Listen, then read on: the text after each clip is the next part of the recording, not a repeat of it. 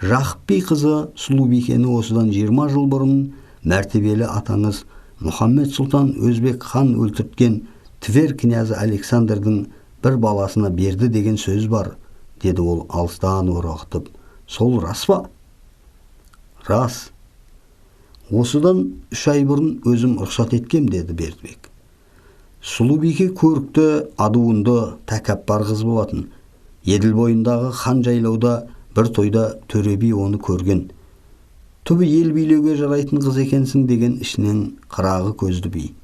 Өзінің бір баласына алып бермек боп, атасы Жақып биге кісі жіберген. Бірақ Маңғыт бие, әттең Төре би кеш айтты, уәделесіп қойған жерім бар еді деп өкіне жауап берген. Сол Сұлубикені Тver князьдерінің бір ұрпағына ұзатты дегенді естігенде Төре би, қызын менің балама бермей орысқа бергені қалай, деп ашудан жарылып кете жаздаған. Ал өткен жылы Қырымды Гиясиддин оғланға ұлы сеттің ғой. Оның ұлы Хажы Керейдің кіші қызын ұмытпасам, өзіңнің күйеу балаң Мамай Тоқалдық қалды емес пе? Жошының Тоқай темір баласынан тарайтын бас темірден туған Гиясиддинге Жәнібек өлер алдында Қырымды ұлыс етіп берген. Бердібек хан болғаннан кейін Төре би осы жерде өзіне алғысы келген. Бірақ бұл уақытта бүкіл Қырым бойына әмір жүре бастаған Гиясиддиннің баласы Қажы Керей өзінің Шыңғыс ұрпағынан шыққанын пайдаланып, бидің бұл ойын іске асыртпаған. Және өткен жылы Мамайға бір қарындасын берген. Осы биыл алыпты. Мұса бидің ұрпағына енді ар жағындағы Липкемен ілік шатыс болуы ғана қалды. Бағанадан бері бар ойы тек 8 айлық інісін тезірек барып өлтіру ғана боп тұрған Бердібек сол ойын бұзбай, сөйтіп қалды, деді ол жайбарақат. Әрине, Төре би бұл жолы да осыдан 12-13 жыл өткеннен кейін Мамайдағы Бердібек ханның қызы ханымнан туған Рабиу бегімді Липкенің князі, ұлы князі Польшаның болашақ королі Ягойло Ольгертович алатынын білген жоқ. Бірақ сұм би Липке мен оған таяу тұрған Алтын Орданың шеті Сақыстан жеріндегі бекзадалар ілік шатыс құдандал болып кетуі мүмкін ғой деп болжаған. Егер ондай жағдай туа қалса, Алтын Ордаға бұның үлкен қауіп екені белгілі. Төре би соны ойлаған.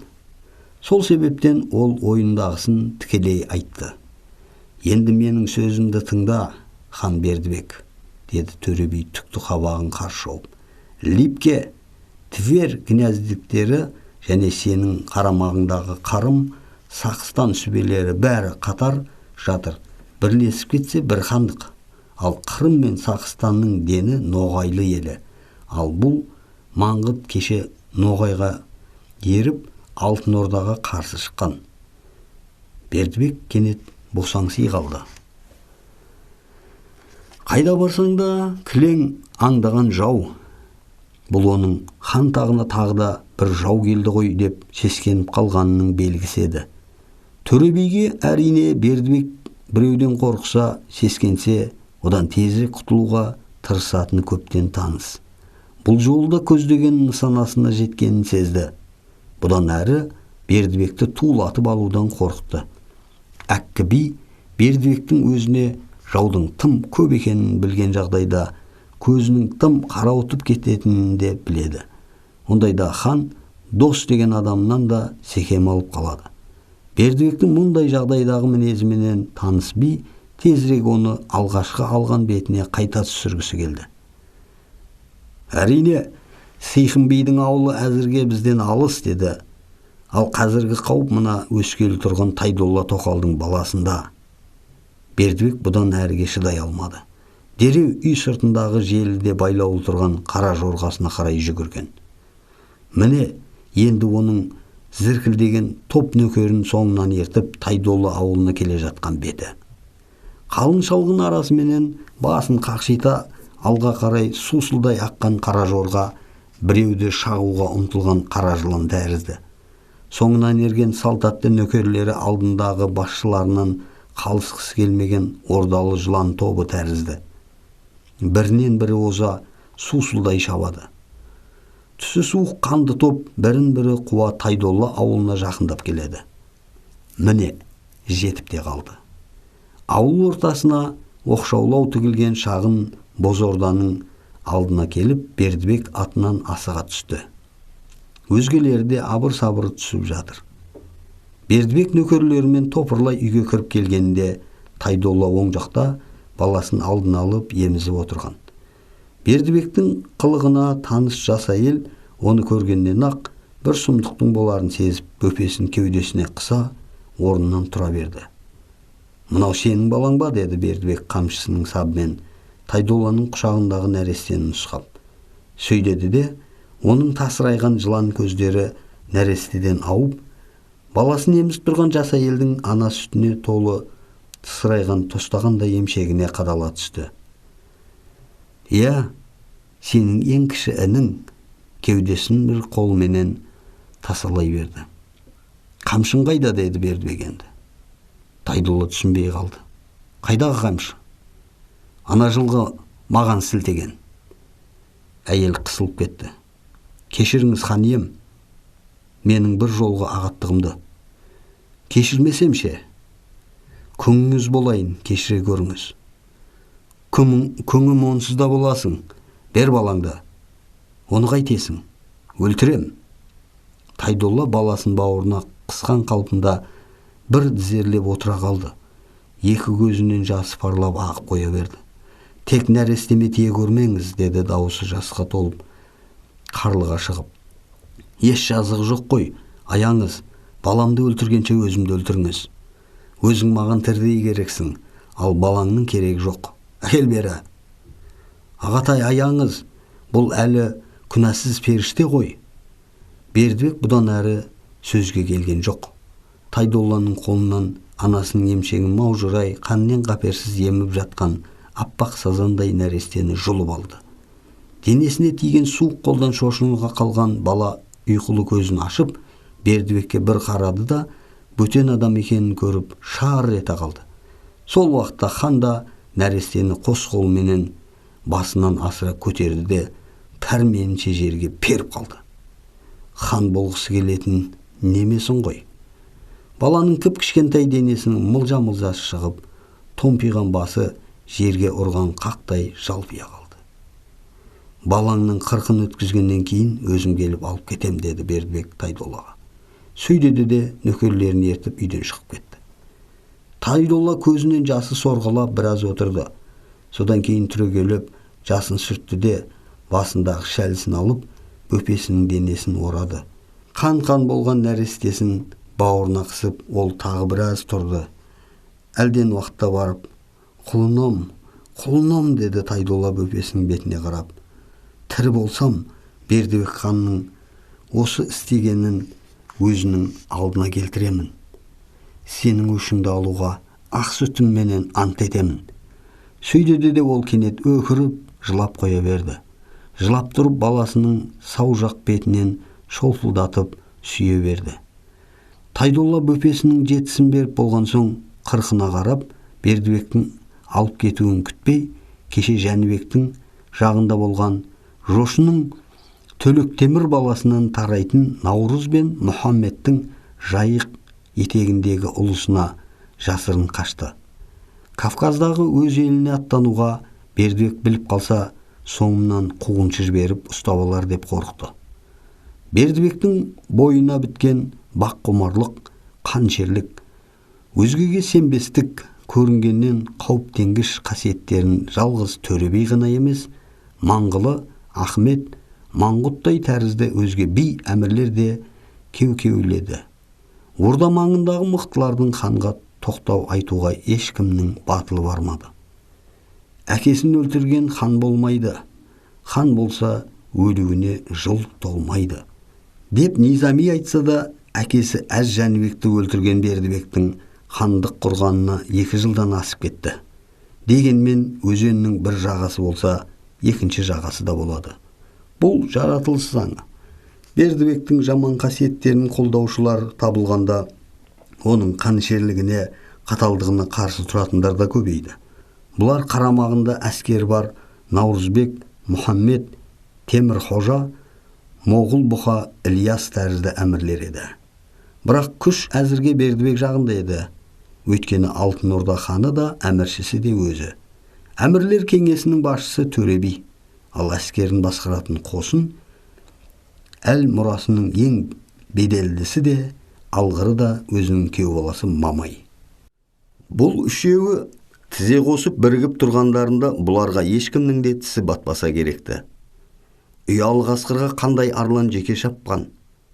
Дегенмен қан құйылы Шыңғыс ұрпақтары емес пе?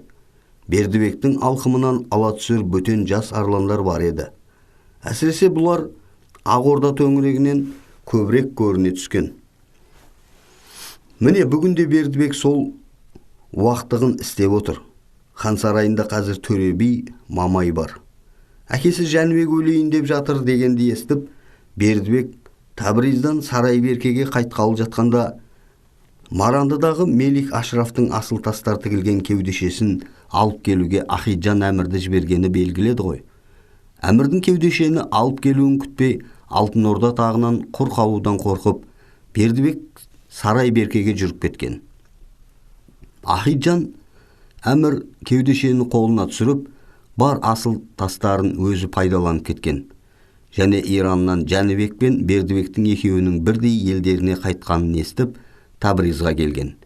Мелик Ашрафтың жағындағы адамдарды жинап, сұлтандықты өз қолына алған. Міне, қазір Бердібек әкесі жаулап алып берген Әзірбайжаннан айырылып қалғанында ісі жоқ. Ахиджан әмірдің кеудешенің асыл тастарын өзі пайдаланып кеткенін естіп, бұлқан-талқан болып отыр. Бір мемлекетте емес, бір кеудешедегі асыл тастарды жоғалтқан үшін тағы соғыс ашпақ. Бұл уақтық емей немене? Және әскері Иранды қайтадан шабуға жете ме, жетпей ме, онда тағы шаруасы жоқ. Алтын Орда тәрізді алыпты басқарып отырған хан алдын артын тегіс ойлауға тиісті емес пе? Бұл қалай? Оның үстіне Ахиджан Иран шаһары Ахлатта Уайс сұлтан өлтірген Мелик Ашрафтың баласы Теміртастың құнын сұрамақ. Жәнібек хан Табриздан өзімен бірге Сарайберкеге есіре етіп алып келген Мелик Ашрафтың баласы Теміртас өткен жылы қарындасы Сұлтан Бақытты алып, бір ыңғайлы түні сарайдан Хорезмге қашқан.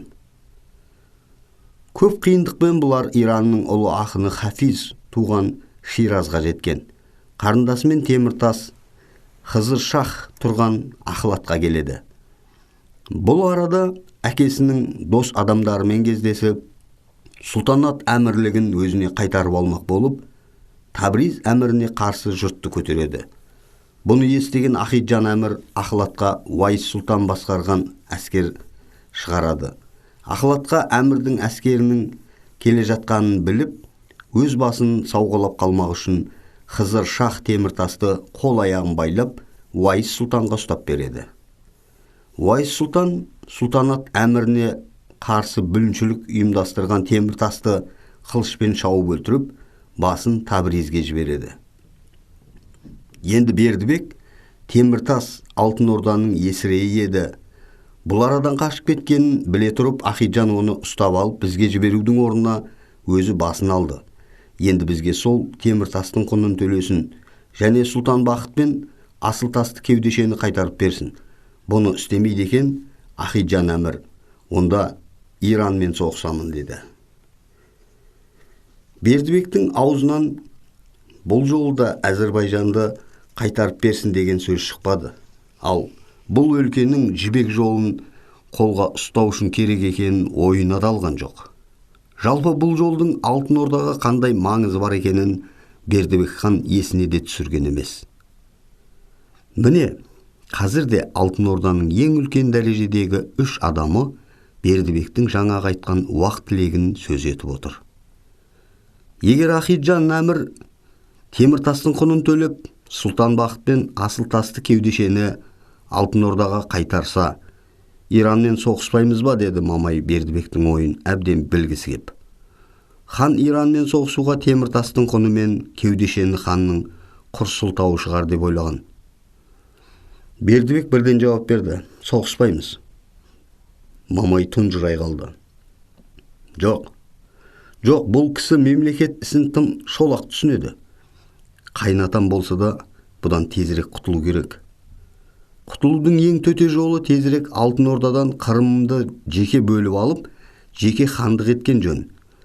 Айдаған алып өгіздің 4 аяғының бірі болғанша жеке бұзау болу ұтымды. Бұзауда күні жеткенде өгізге айналады. Қырым мен Сақыстанды жеке билеп күшейгеннен кейін бүкіл Алтын Орда билігіне де қол созуға болады. Онда Ахитжанға тезірек елшілеріңіз жіберіңіз, деді Мамай. Дұрыс, деді Бердібек. Мамай шығып кеткеннен кейін Төре би: түбі ноғайлы батырлары бірігіп кетсе, ажалың Бердібек хан солардан келеді, деді Төре би мұны тағы да әлекке салып қойма-қоймен. Бірақ ажалы бұлардан келмеді. Бердібектің өкіре барып жер құшуына Тайдолла ханым себепкер болды. Жеңгелері Құлпа деп атаған Келдібек Өзбек ханның ортаншы ұлы Ырынбектен туды. Ырынбек Құтлық Темір әмірдің әскерімен Маураннахрға жорыққа аттанған. Ақыры сол жолғы сапарынан Ырынбек қайтпаған. Жесір қалған Айқортқа 9 ай 9 күні толғанда осы Келдібекті тапқан. Сөйтіп жүргенде Айқортқа Маңғыстау әмірі Тайқожаға ерге шыққан. Шешесімен бірге Маңғыстау жаққа кеткен Келдібек 25 жасқа дейін сол жақта жүріп, ақыры осыдан 3 жыл бұрын Бату ұрпақ екенін ұмытпай, Ақ-Ордадан Алтын Ордаға келген. Бұл кезде Жәнібек өліп, Бердібек таққа отырған шақ еді. Сырттан келген туысы түгіл, аз күнде Орда маңындағы 12 аға інісін өлтіріп үлгірген Бердібекке Келдібек жақындауға қорыққан. Наурызбек Мұхаммед ұлысымен шектес Жайық пен Еділдің төменгі жағындағы Өзбектің бөтен ұлдарынан қалған бірен-саран туыстарын тауып, соларға кеп қосылған. Олар бұны өз жерлерінен жеке жайылым беріп, жеке ауыл еткен. Келдібек Бердібекке қарсы шықпақ болып жүрген ағайын туыстарыменен тіл тапты. Енді жалғыз Бату ұрпақтары ғана емес, Бердібекке қарсы жошының бөтен балаларынан тараған әмір, сұлтандар да Келдібектің маңына шоғырлана бастады. Бір адам Бердібектен қорықпаса, осы Келдібек қорықпас деп ойлады олар. Міне, осындай жағдайда Жайық бойындағы хан жайлауда Келдібек Наурызбек ауылына барған жерде Тайдолла жеңгесін көрді. Наурызбек Мұхаммедтің боз ордасында Келдібек Құлпаға арналып ту бие сойылып, тағам тартылғанда ауылдың 1-2 ақсақалы мен әмірдің бәйбіше тоқалдары да болған.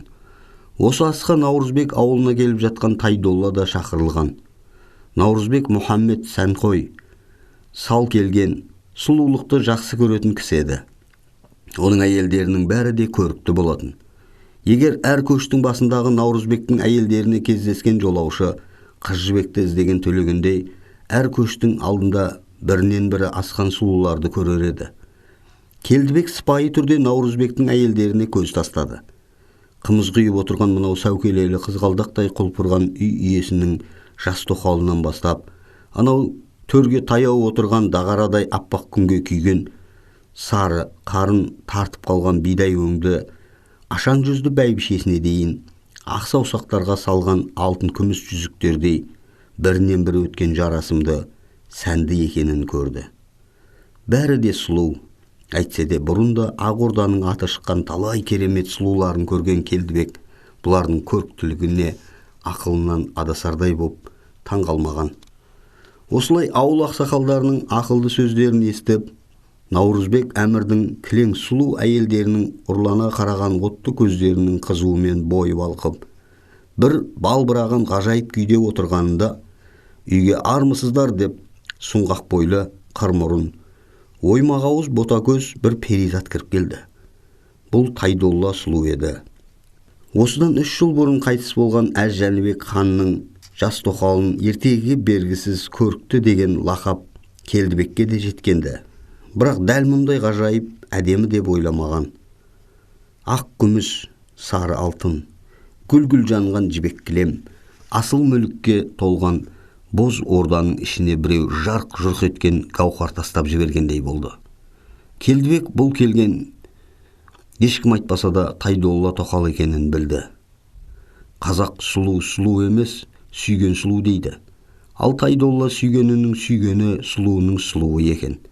Сонау күн қарып тобылғы күрең тартқан қара торы жүзінде пісуі асқан шиедей сәл қоңыр қайланған қызыл дәнді еріндері ашылып, үйдегілерге армысыздар деп Тайдолла маржандай аппақ тістерін көрсете күлімсірегенде, кенет мөлдіреген жаудыр көздері Келдібекке түсіп кетті. Сол көз нұры өзіне қарап сәл кідірген сәтте, сонау ұзын кірпектері жүрегіне мың найзаның ұшындай боп қадалғандай сезінді жігіт. Сол мезеттен бастап Келдібек ешкімді көрмеді. Ешкім көзіне түспеді. Тек Тайдоллаға қарай бергісі келді. Әйтсе де жұрт көзінше оған сұқтана берудің сөкет екенін түсініп, одан көзін аудармақ болды. Бірақ аудара алмады. Қайта қарады. Ал амалсыз Тайдолладан әрбір назарын аударған мезеті оған үлкен азапқа айналды. Осы азапты шақтарынан бастап Келдібекте Тайдолламен бір кездессем деген арман туды. Бірақ кездесе алмады. Тек соңынан Наурызбекпен екеуі бірігіп Бердібекке қарсы шығу жайлы оңаша әңгімелері бітіп, Келдібек атына қонғалы тұрғанда Тайдолла бұның қасына өзі келді. «Сөйлесе алмай қалдым қайным», деді ол. Тағы да ұзын кірпіктерінің ұшын Келдібектің жүрегіне найзадай қадап, оны Жәнібектің немере інісі санап, мына Бердібектің кезінде әкесі баласына, жеңгесі қайнысына кездесу қиын болып кетті ғой. Бұдан әрі жолыға алмай қалсам, ағаң Жәнібектен қалған 8 айлық баласын Қанішер хан жерге ұрып өлтірген бір бишара жеңгемді көрдім деп, есіңізге сақтай жүру үшін мына бір сақинамды алыңыз деп, Тайдолла сұқ қолындағы алтын сақина жүзігін берді. Қазақ дәстүрінде әйелдің еркекке сақина беруі жүрек сырының ишараты. Келдібек кенет толқи қалды. Ол жеңгесіне ризалығын айтып, бозорда алдындағы адамдармен қош айтысып жүріп кетті. Бірақ Келдібек аты алға қарай ұмтылған сайын бар қызығы артында қалып бара жатқандай сезінді. Тіпті бір мезетте атының басын бұрып алып, кейін қарай шапқысы да келіп кетті. Алға басқан аяғы кейін кетіп, әзір дегенде өз ауылына жетті. Адам дегеннің ежелден 4 құмарлығы болған: байлық, бақ, даңқ, махаббат. Келдібектің бұрын бар ойын бақ құмарлық билеген. Сонау Алтын Орда тағы оған алыста болса жақын, жақын болса да алыс көрінген. Сөйтсе де үмітсіз жан жаралған ба? Бұл да сол Бердібек отырған алтын тақтан қатты дәметкен еді. Сол үшін де Бердібекке қарсы Жәнібектің басқа ұрпақтарын өз маңына жинай бастады ғой. Әрине, бұл күрес оған оңайға түспек емес. Жатса да тұрса да Келдібектің бар уақытын бір арман алады. Бірақ ол сөйтсе де, сонау бір көрген тау елінің тамаша қызын ұмыта алмады. Бір күні ол Тайдолланы іздеп Наурызбектің ауылына қайта келді. Бағына қарай жесір әйелмен бір қалтарыста оңаша кездесті.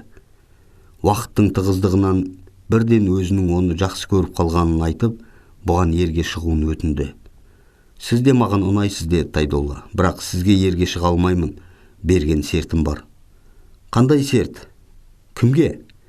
Келдібектің жаны шығып кете жаздады. «Өзіме берген сертім, мені алам деген адам алдымен Бердібек ханды өлтіру керек». Бердібек ханды өлтіру керек екені белгілі. Егер оны мен емес, бөтен біреу өлтірсе, соған кете бересің бе? Жоқ, сен өлтіруің керек. Сен ғана хан болуға тиістісің. Мен де тек саған күйеуге шығуым керек. Тайдолланың сөзі Келдібекке бұйрықтар іздестілді. Ал өлтіре алмасам ше? Онда мен саған жоқпын. Жақсы көре тұрып па? Иә, жақсы көре тұрып, Бердібекті өлтіру бұл дүниедегі менің бар арманым. Сол арманым үшін махаббатымды да, өзімді де құрбан етуге бармын. Қанды қанмен жуған сұрқия заман. Келдібек енді Тайдолламен таласқан жоқ. Нәресте баласын өз көзінше өлтірген Бердібектен өшін алмай, жас әйел ештеңеге көнбейтінін Келдібек те түсінді. Жарайды, сенің тілегіңді орындаған күні келермін, деді ол. Сол күннен бастап Бердібекті өлтіру Келдібекке енді дүниедегі ең күшті мақсатына айналды.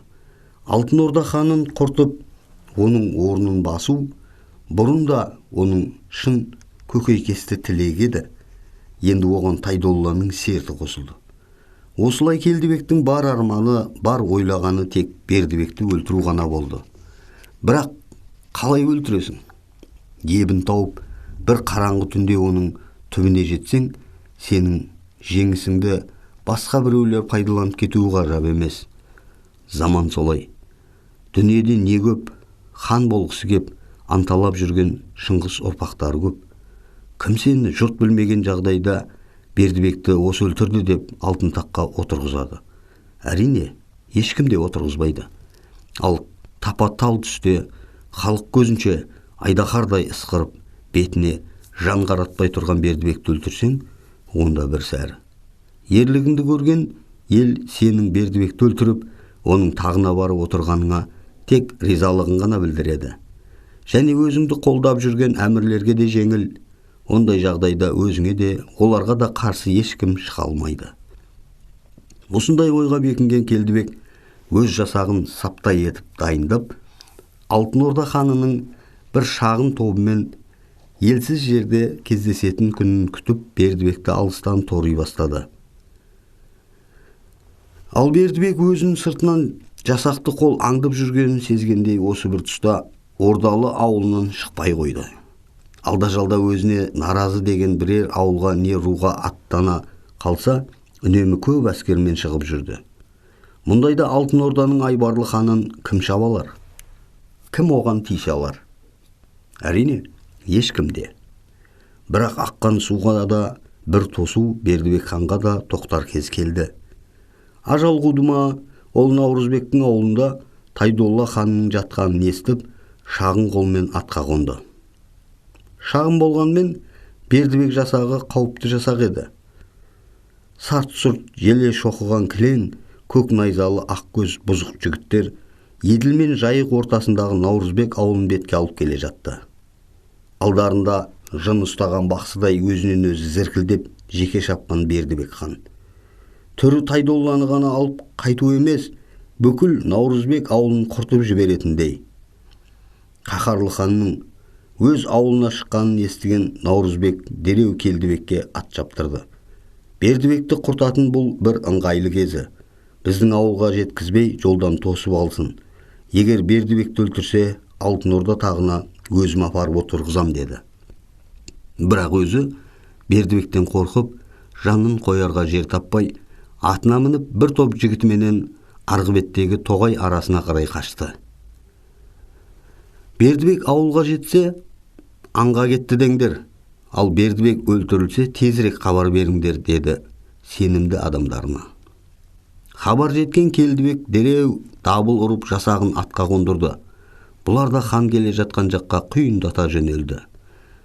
Келдібек қолы Бердібек жасағына күтпеген жерден қырғын бел деген ойпатқа түсер тұста бір бүйірден кеп тиді. Өзбек, Жәнібек деп кішкентай тоғайдан шыға келіп өздеріне қарай анталап келіп қалған жалаң қылыш көк найзалы жауынгерлерді көргенде Бердібек жігіттері сасып қалды. Аттарының басын бұрып қарсы шығуға мұршалары да келмеді, ерліктері де жетпеді. Тосын пайда болған қол тосын тиді. Көп жігіттер ат жалын құшып бірден жан тапсырды. Кейбіреулері қарсыласпақ болды, бірақ бұрындырақ сілтеген шойын бас шоқпардан құтыла алмай, бас сүйектері мылжа-мылжа болып жерге құлады. Ал келіп қалған жауды көрген Бердібек атының басын бұрып ап, жалт бұрылып адырлы жазыққа қарай қашты. Хан жасағына емес, енді атына сенді. Батырға да жан керек деген. Бірақ қашқанға қатында батыр